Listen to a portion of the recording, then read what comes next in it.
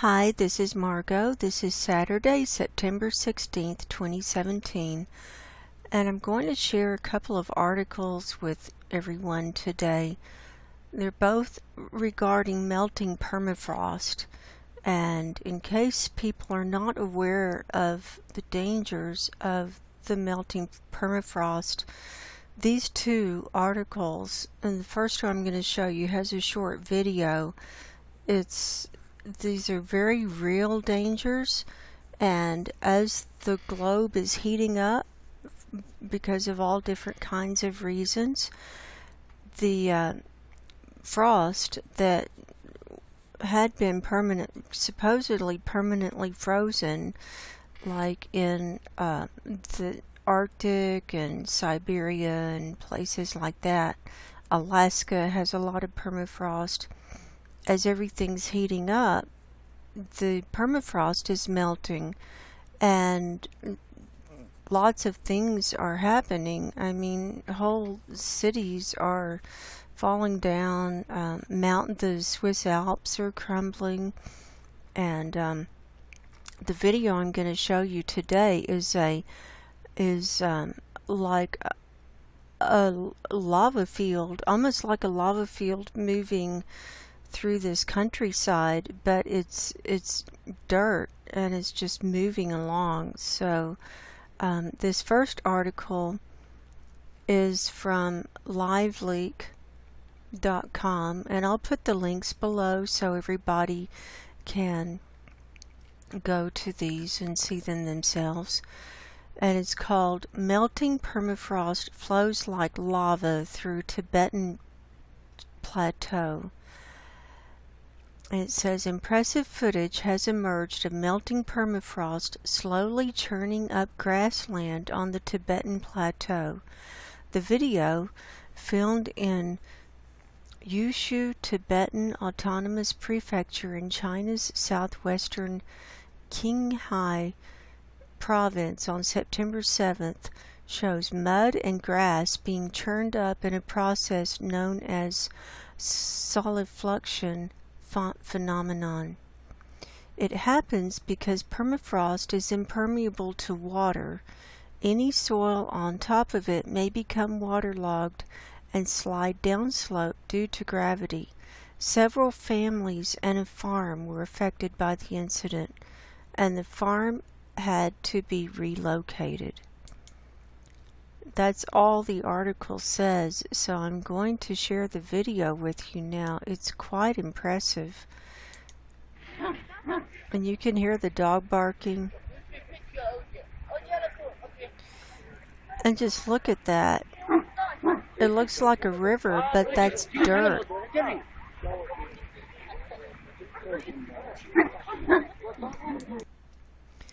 I'm going to turn the sound off so I don't get a violation. Look at that. It's just coming down through the valley, and look at that structure. Look how close that structure is. It looks like there's a little, like a storage house there that's like right in the flow of that stuff. But wouldn't that be frightening to have that coming down at you? And if that were at night and your house was in the middle of the flow, you wouldn't even know. You would just be run over. You would just be crushed and suffocated with it.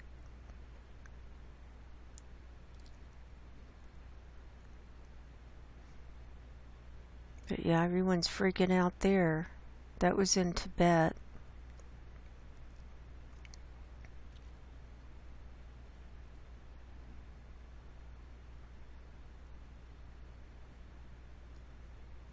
That was just amazing.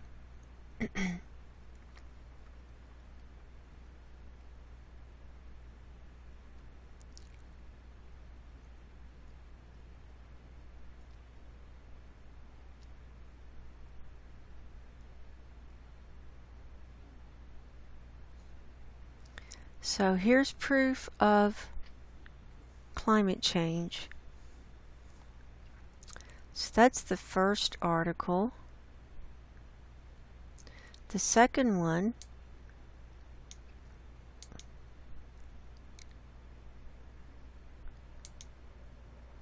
Oh, hang on. The second article is from bbc.com in the Earth section, and it's entitled, "There are diseases hidden in ice and they are waking up." We'll scroll down. And this is a very long article. I may read the whole thing. It's really interesting. I found it very interesting. So just sit back and we're going to go through this article. It says, long dormant bacteria and viruses trapped in ice and permafrost for centuries are reviving as Earth's climate warms. And this is by Jasmine Fox Skelly on May the 4th, 2017. Throughout history, humans have existed side by side with bacteria and viruses. From the bubonic plague to smallpox, we have evolved to resist them, and in response they have developed new ways of infecting us. We have had antibiotics for almost a century, ever since Alexander Fleming discovered penicillin. In response, bacteria has responded by evolving antibiotic resistance. The battle is endless because we spend so much time with pathogens. We sometimes develop a kind of natural stalemate. However, what would happen if we were suddenly exposed to deadly bacteria and viruses that have been absent for thousands of years or that we have never met before? We may be about to find out. Climate change is melting permafrost soils that have been frozen for thousands of years, and as the soils melt, they are releasing ancient viruses and bacteria that, having lain dormant, are springing back to life. In August of 2016, in a remote corner of Siberian tundra called the Yamal Peninsula in the Arctic Circle, a 12-year-old boy died, and at least 20 people were hospitalized after being infected by anthrax. The theory is that over 75 years ago, a reindeer infected with anthrax died, and its frozen carcass became trapped under a layer of frozen soil known as permafrost. There it stayed until a heat wave in the summer of 2016, when the permafrost thawed. This exposed the reindeer corpse and released infectious anthrax into nearby water and soil, and then into the food supply. More than 2,000 reindeer grazing nearby became infected, which then led to the small number of human cases. The fear is that this will not be an isolated case. And then there's a picture of permafrost in Svalbard. As the earth warms, more permafrost will melt. Under normal circumstances, superficial permafrost layers about 50 centimeters deep melt every summer. But now global warming is gradually exposing older permafrost layers. Frozen permafrost soil is the perfect place for bacteria to remain alive for very long periods of time, perhaps as long as 1 million years. That means melting ice could potentially open a Pandora's box of diseases. The temperature in the Arctic Circle is rising quickly, about 3 times faster than in the rest of the world. As the ice and permafrost melt, other infectious agents may be released. Permafrost is a very good preserver of microbes and viruses because it's cold. There's no oxygen and it's dark, says evolutionary biologist Jean-Michel Claverie. I don't know French. I'm just butchering this, I know. At a university in France. Pathogenic viruses that can infect humans or animals might be preserved in old permafrost layers, including some that have caused global epidemics in the past. In the early 20th century alone, more than 1 million reindeer died from anthrax. It's not easy to dig deep graves, so most of these carcasses are buried close to the surface, scattered among 7,000 burial grounds in northern Russia. However, the big fear is what else is lurking beneath the frozen soil. And there's a very good picture of anthrax spores that can survive for decades. They look like walnuts to me. They're probably smaller than that, though. People and animals have been buried in permafrost for centuries, so it is conceivable that other infectious agents could be unleashed. For instance, scientists have discovered fragments of RNA from the 1918 Spanish flu virus in corpses buried in mass graves in Alaska's tundra. Smallpox and the bubonic plague are also likely buried in Siberia. In a 2011 study, Boris Revik and Marina Podolnaya wrote, as a consequence of permafrost melting, the vectors of deadly infections of the 18th and 19th centuries may come back, especially near the cemeteries where the victims of these infections were buried. For instance, in the 1890s, there was a major epidemic of smallpox in Siberia. One town lost up to 40% of its population. Their bodies were buried under the upper layer of permafrost on the banks of the Kolyma River. 120 years later, Kolyma's floodwaters have started eroding the banks, and the melting of the permafrost has speeded up this erosion process. In a project that began in the 1990s, scientists from the State Research Center of Virology and Biotechnology in Novosibirsk have tested the remains of Stone Age people that had been found in northern Siberia in the region of Gomi Altai. They've also tested samples from the corpses of men who had died during viral epidemics in the 19th century and were buried in the Russian permafrost. The researchers say they have found bodies with sores characteristic of the marks left by smallpox. While they did not find the smallpox virus itself, they have detected fragments of its DNA. Certainly, it is not the first time that bacteria frozen in ice have come back to life.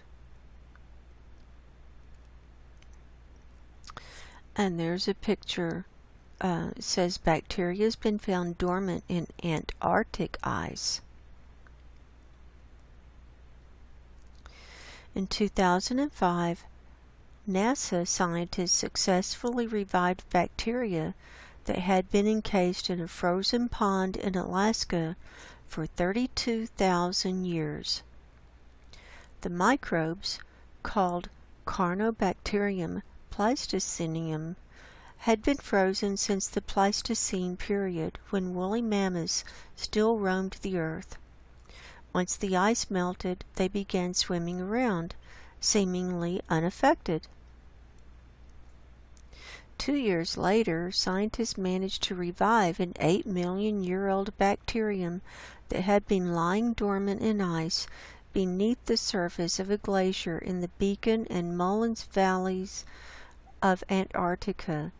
In the same study, bacteria were also revived from ice that was over 100,000 years old. However, not all bacteria can come back to life after being frozen in permafrost. Anthrax bacteria can do so because they form spores, which are extremely hardy and can survive frozen for longer than a century. Other bacteria that can form spores and so could survive in permafrost include tetanus and Clostridium botulinum, the pathogen responsible for botulism, a rare illness that can cause paralysis and even prove fatal. Some fungi can also survive in permafrost for a long time. Some viruses can also survive for lengthy periods. And here's a picture, and underneath it says the Mimi virus, an example of a giant virus. It's got those spikes. That looks weird. This looks like a sponge with spikes. In a 2014 study, a team led by Cleveri revived 2 viruses that had been trapped in Siberian permafrost for 30,000 years. Known as Pitherovirus sibericum and Mollivirus sibericum, they are both giant viruses because, unlike most viruses, they are so big they can be seen under a regular microscope. They were discovered 100 feet underground in coastal tundra. Once they were revived, the viruses quickly became infectious. Fortunately for us, these particular viruses only infect single-celled amoebas. Still, the study suggests that other viruses, which really could infect humans, might be revived in the same way. What's more, global warming does not have to directly melt permafrost to pose a threat. Because the Arctic sea ice is melting, the north shore of Siberia has become more easily accessible by sea. As a result, industrial exploitation, including mining for gold and minerals and drilling for oil and natural gas, is now becoming profitable. At the moment, these regions are deserted, and the deep permafrost layers are left alone, says Cleveri.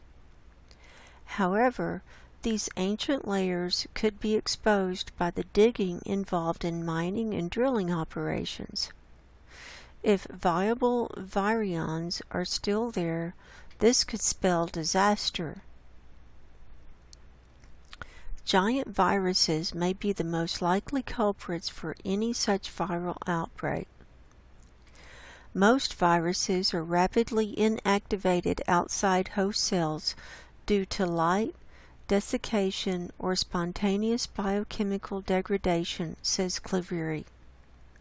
For instance, if their DNA is damaged beyond possible repair, the virions will no longer be infectious. However, among known viruses, the giant viruses tend to be very tough and almost impossible to break open. And here we have a picture, and it says Neanderthals once lived in Siberia, and there's some skulls and bones there in the rock. Cleveri says viruses from the very first humans to populate the Arctic could emerge. We could even see viruses from long extinct hominin species like Neanderthals and Denisovans both of which settled in Siberia and were riddled with various viral diseases. Remains of Neanderthals from 30 to 40,000 years ago have been spotted in Russia. Human populations have lived there, sickened and died for thousands of years. The possibility that we could catch a virus from a long-extinct Neanderthal suggests that the idea that the virus could be eradicated from the planet is wrong and gives us a false sense of security, says Claveri. This is why stocks of vaccine should be kept just in case. Since 2014, Claveri has been analyzing the DNA content of permafrost layers, searching for the genetic signature of viruses and bacteria that could infect humans. He's found evidence of many bacteria that are probably dangerous to humans. The bacteria have DNA that encodes virulence factors, molecules that pathogenic bacteria and viruses produce, which increase their ability to infect a host.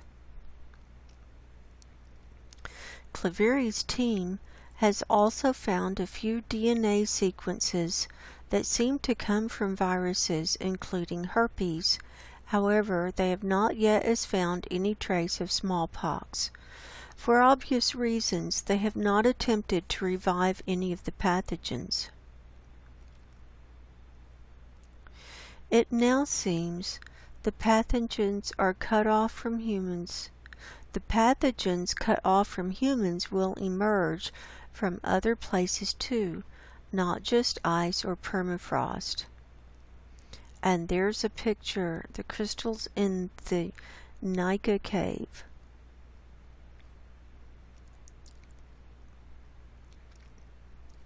In February 2017, NASA scientists announced that they had found 10 to 50,000-year-old microbes inside crystals in a Mexican mine.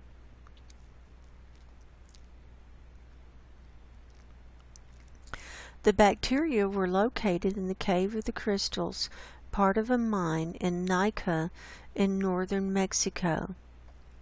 The cave contains many milky white crystals of the mineral selenite, which formed over hundreds of thousands of years. The bacteria were trapped inside small fluid pockets of the crystals, but once they were removed, they revived and began multiplying.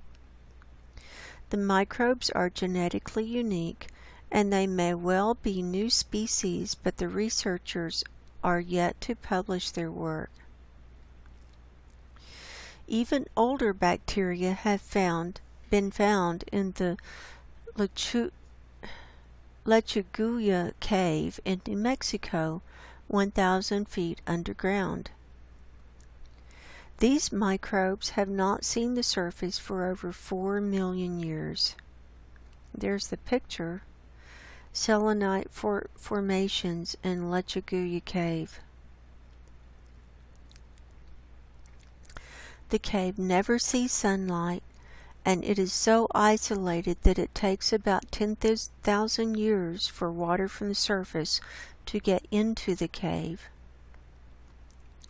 Despite this, the bacteria have somehow become resistant to 18 types of antibiotics, including drugs considered to be a last resort for fighting infections.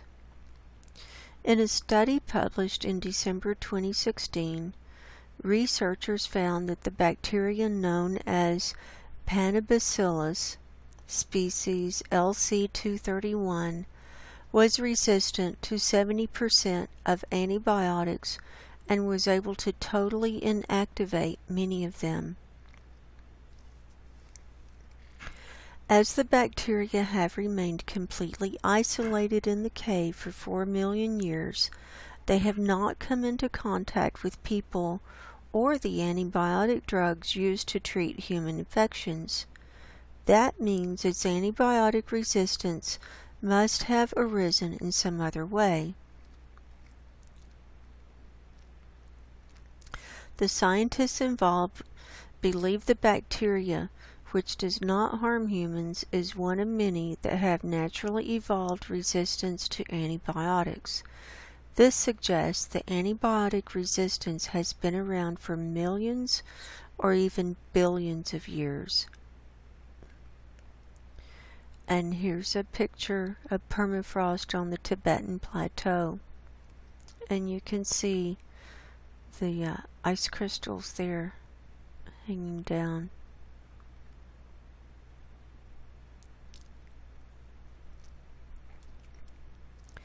Obviously, such ancient antibiotic resistance cannot have evolved in the clinic as a result of antibiotic use. The reason for this is that many types of fungi and even other bacteria naturally produce antibiotics to gain a competitive advantage over other microbes. That is how Fleming first discovered penicillin. Bacteria in a petri dish died after one became contaminated with an antibiotic excreting mold. In caves, where there is little food, organisms must be ruthless if they are to survive. Bacteria, like Permafrost, may have had to evolve antibiotic resistance in order to avoid being killed by rival organisms. This would explain why the bacteria are only resistant to natural antibiotics, which come from bacteria and fungi, and make up about 99.9% of all the antibiotics we use. The bacteria have never come across man-made antibiotics, so do not have a resistance to them. Our work and the work of others suggests that antibiotic resistance is not a novel concept, says microbiologist Hazel Barton of the University of Akron, Ohio, who led the study. Our organisms have been isolated from surface species from 4 to 7 million years, yet the resistance that they have is genetically identical to that found in surface species. This means that these genes are at least that old and did not emerge from the human use of antibiotics for treatment. Although Permafrost itself is not harmful to humans, it could in theory pass on its antibiotic resistance to other pathogens. However, as it is isolated beneath 400 meters of rock, this seems unlikely. Nevertheless, natural antibiotic resistance is probably so prevalent that many of the bacteria emerging from melting permafrost may already have it. In line with that, in a 2011 study, scientists extracted DNA from bacteria found in 30,000-year-old permafrost in the Beringian region between Russia and Canada. They found genes encoding resistance to beta-lactam, tetracycline, and glycopeptide antibiotics. There's a picture of the tundra in Siberia, the permafrost tundra. How much should we be concerned about all this? One argument is that the risk from permafrost pathogens is inherently unknowable, so they should not overtly concern us. Instead, we should focus on more established threats from climate change. For instance, as Earth warms, northern countries will become more susceptible to outbreaks of southern diseases, like malaria, cholera, and dengue fever, as these pathogens thrive at warmer temperatures. The alternative perspective is that we should not ignore risks just because we cannot quantify them. Following our work and that of others, there is now a non-zero probability that pathogenic microbes could be revived and infect us, says Claveri. How likely that is not known, but it's a possibility. It could be bacteria that are curable with antibiotics, or resistant bacteria, or a virus. If the pathogen hasn't been in contact with humans for a long time, then our immune system would not be prepared. So yes, that could be dangerous. So there you have it.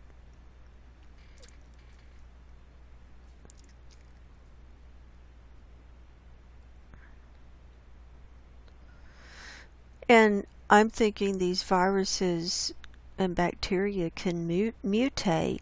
I mean, that's what they do. That's how they survive and live. So,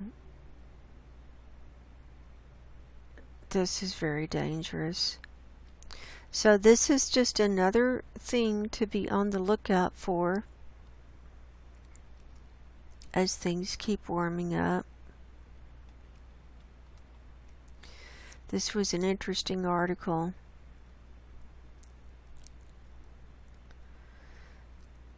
So I like to bring you these articles because this is telling us the truth. And the truth is being hidden from us in so many ways. We're being lied to. We're being mind controlled. We're being manipulated. And so anywhere we can find the truth, I feel like knowing the truth gives you knowledge, gives you strength, and you know that this is going to happen, and it's already happened, and it's going to happen more and more. And I'm thinking that these viruses will be revived. Some crazy person in a laboratory or even the government will start reviving some of these things, just like we're going to revive dinosaurs and, clone dinosaurs from DNA and woolly mammoths and things like that. Somebody is going to revive a whole bunch of these crazy viruses and play with them and see what's going on. And just going to add that to the mix. So I hope everyone is doing okay. I'm okay. I haven't put anything up in over a week, but I'm okay. When I took the trash out at 10 o'clock this morning, the skies were filled with chemtrails here in Reno. There was not an empty inch in the sky when I looked up. And we haven't had much spraying recently, but the weather's changed, and I think we're out of summer now. We're out of the hot weather, and it's turning cooler. But they must have been spraying all night, and they were still spraying. It literally covered the sky. I had not seen it that bad in a long, long time. So we're dying. We're on a dying planet. We're on a hospice planet.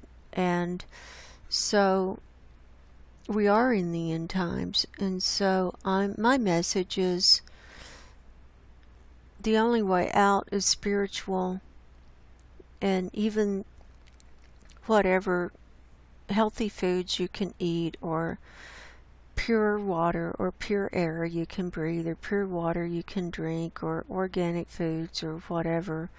That's just like putting a band-aid on what's really happening. And it may help you. I know it will help, because you'll cut down on the number of toxins that are in your system.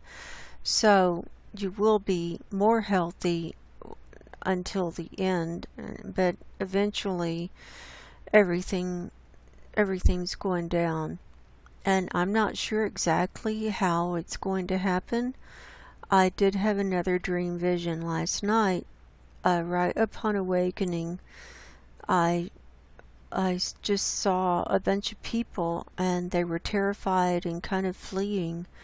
And then there was this light, and there was a blast of light, white light, and I just went into the light.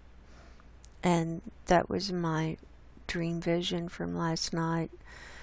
And I'm having dreams almost every night. And if not dreams, I'm having visions almost every night about things that are going to happen or things that are happening. So my message again is time is short. If you have not done so, get right with God and Jesus and go ahead and decide which side you're going to be on, because I feel like the spiritual ark doors are shutting very soon. So my name is Margo. My website is margoshealingcorner.com. I'm a hypnotist, holistic life coach, and empathic spiritual healer. And until next time, everyone be safe and go in peace, and God bless. Goodbye.